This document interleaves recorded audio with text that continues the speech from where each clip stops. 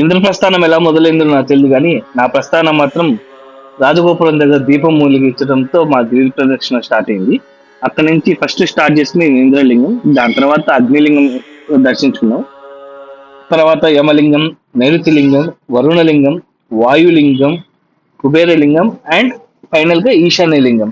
ఈ 8 లింగాలు దర్శించుకున్న తర్వాత మేము ఇంకా ఆ, ఉత్తర ద్వారం నుంచి లోపలికి వెళ్ళాలని చెప్పేసి అనుకున్నాం. సో స్టార్ట్ చేసిన ఇంద్రలింగం తర్వాత అగ్నిలింగం దగ్గర నాకు ఇవి కరుంగివి మాల కనపడింది. అవి నేను పొందామని చూశాను. అక్కడ ఉండే పూజారులే వద్దులే ఏం కొన్నారు అని చెప్పారు. ఏమంటే ఇవి చాలా వరకు ఫేక్ ఉండొచ్చు అని చెప్పారు అనమాట. అమ్మే వాళ్ళు ఎప్పుడో ఇది ఒరిజినల్ ఫేక్ అని చెప్పరు కదా, సో పక్కన అయితే వాళ్ళు చెప్తారు.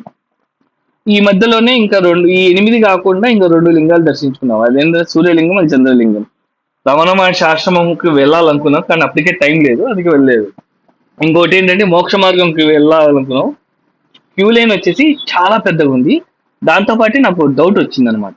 ఆ డౌట్ ఏంటంటే నేను పట్టనా లేదా, ఒకవేళ పట్టి మధ్యలోనే ఇరక్కపోయడానికి లాగేటోళ్ళు కూడా లేరు, చాలా ఇబ్బంది పడతాం అనమాట. అందుకని నేను ఇంకా రిస్క్ తీసుకోలేదు.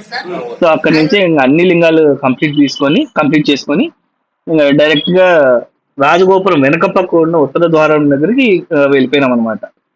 తూర్పు పడమర సారీ పడమర ద్వారం. అక్కడ ఈ గోపురం దగ్గర చూడండి గోపురం ఎలా ఉందో.